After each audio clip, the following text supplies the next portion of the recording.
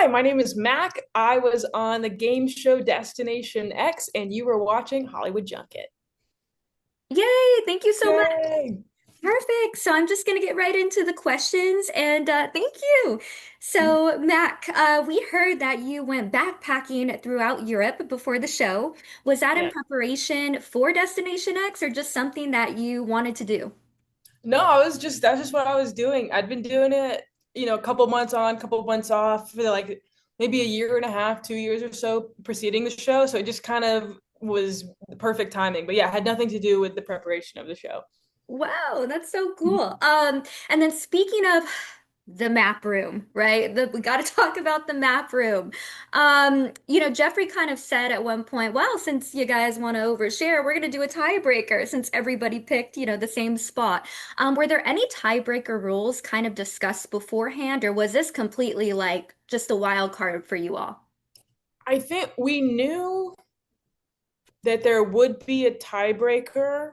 I can't remember what specifically we knew. I think we knew that it was going to be something that like nobody would necessarily have an advantage on. Like it was going to be kind of an even playing field in that sense, but I don't think we knew, like I was certainly not expecting what year was that castle built to be a question, but I think we knew it was going to be some sort of question or some sort of something where everybody would have an equal shot. Yeah. I mean, you got Mhm. all of the clues pretty much on your own. I mean, you could have lasted through the end, and obviously you did everything you could. Speaking of, getting eliminated, obviously you were a big threat to a lot of people, so that's a win is a win, right? Yeah. If roles were reversed and you were doing the elimination, who would you have eliminated? Would it have been Peter or I don't I don't know what I would have chosen in the moment. Like for sure, Peter and Shane. I don't think I would have gotten rid of Janae. I knew Peter and Rick were working together, so like I knew Peter and Rick were working together, and so like one, it breaks up that alliance. Two, of the three people, I thought Peter was the strongest. But then on the other hand, I really, really wanted to be really close with Biggie. Like, and I knew Shane, I knew Biggie and Shane were closer than me and Biggie.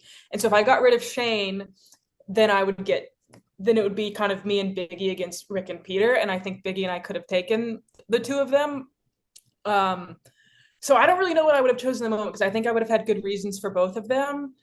Ultimately, it probably would have been Shane, but I almost think Peter would maybe have been the better decision. So who knows? Yeah. And how did you find out that all three of them were working in an alliance together? Was it kind of through word of mouth, or you kind of heard them talking, or? I mean, there's no room on the bus to have secrets, right? So you can see people talking to each other, and like, sure, people are friendly, but when you see, two people constantly going off on their own, and whispering, you know that they're not just, shooting the shit with each other. Like, they're talking about the clues and stuff like that. Right. And speaking of, the haunted castle where you all had to stay the night, can you tell us, was there any like spooky stories that night, or what was it like? Just kind of walk us through that. Um, well, one that was really cold and dusty and dirty. So Oh, there's kind of that to set the scene. At one point, they told us it was super haunted, blah, blah, blah. I don't really believe in any of that. But at one point, we were like about to fall asleep, and one of the producers, I think, threw like a water bottle or something at the window. And so then that got everybody startled, thinking like, oh, a window shut itself, like, oh, it's got to be a ghost. So there was that, which again, I'm not too scared of ghosts. So that was kind of whatever for me. But there were a lot of spiders in that room. So that was the part that I didn't like. Because it was like, oh, this is a real, tangible, visible, active threat. So that was the scariest part to me. But yeah, they did kind of try to play up the ghost part for us. that's awesome. Really spooky, but super kind of keeps you on your toes. Sure, for sure. And going back to kind of like the alliance with Rick, Peter, and Janae, do you think anybody else knew or knows about that alliance right now? I think I think everybody kind of knows. Like again, like you see them talking, but like especially now that Peter and Janae both got the correct location, I think it comes from Rick. Like I think if you spend 1 second thinking about it, they got that information from Rick. So I think that alliance, at least the secret aspect of it, is kind of spoiled. We'll see who picks up on it and who doesn't. I think certainly Biggie's got to pick up on it because he had been talking to Peter. Peter told him he was going to Switzerland, and then he switches up last second. So hopefully Biggie takes a second to think about it and realizes it's coming from Rick, but we'll see. And then so far, do you have like a favorite person on the bus, or was there anybody kind of like disruptive, or somebody where you're like, oh my gosh, just stay in your corner, or somebody you really liked to be with on the bus? Me, Kim, and Biggie were definitely like super, super close. And so like the three of us, and then once we lost Kim, it was just kind of me and Biggie. But like we goofed around and laughed so much on the bus. And so I really liked it in that sense. There was nobody who I particularly was like, I hate this person. I want to. Rick was probably at the top of my list in that sense. One, one because I knew he was a good guy personality wise, so it was nothing personal. But like I knew he was really smart, and I also didn't trust him at all. And so I was like, the top three are probably going to be me, him, and Biggie. And Biggie I like, and Biggie I trust, and Rick I don't. So like I want Rick off this bus.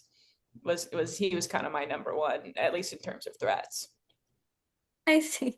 And then what were your thoughts after rewatching the episode about Biggie? Like, do you have any, just talk to us about that. It was good to see how much it hurt him. He told me once he was done filming the show, like, hey, like I really regret doing that. I didn't think it was gonna get you out. Like I thought Peter was gonna go to Switzerland. Like I just want you to know, like I feel really bad about that. And I believed him, but also it was nice to see it because like, there's always part of me that's like, oh, did he just like did he see that as like, a shot to get me out, like cause a tiebreaker and then it's random? Like because I really trusted him and I really thought he trusted me. And so it really hurt to know that like it was kind of him that almost stabbed me in the back, but to like see that it really was like a genuine mistake made me feel better about him as a person for sure. Yeah, you could see it on his face too. He Yeah. he was feeling it. So, yeah. And then couple more questions for you here. In the beginning, it kind of seemed like you didn't see Allie as a challenge too much. What was your thoughts on her after the castle challenge? Um, so me, Allie, Shane, and Biggie were sort of loosely working together to get Peter and Janae off, just because we didn't think it was fair that they showed up late. And so, like, definitely saw her, as an asset in that sense. I also, almost went home in Switzerland. This isn't shown, but I picked really close to Burn because I thought I could trust her still, and she told me Burn, and so like of course I was upset that she lied to me, but then part of me is also like you got to respect it, like you almost got me, like good for, and I am super cocky and I think of myself as very smart, so like dang, you almost got me, like good for you, like that's impressive. So as the game went on, definitely like some more respect grew. But I never clocked her as the dumb one. Like that was I said that before I met her, and teamed up with her not because I thought she was a dummy. I needed her to get tagged. So she was never on my list for big dummies to team up with. But we definitely, for most of the show didn't get along super well, and it was kind of more towards the end where we started working together again. Well, Mac, thank you so much. I hear you have a YouTube channel if you want to shout it out and let us know where we can find you next. Yeah, the YouTube is at Fac Fitzgerald, just like Mack Fitzgerald, but that wasn't available, so flip flop the M and the F. But yeah, I got a bunch of new stuff coming out there, so definitely check that out. Hey, thank you so much. We appreciate your Yeah, time. of Thank course. you Thank guys. you.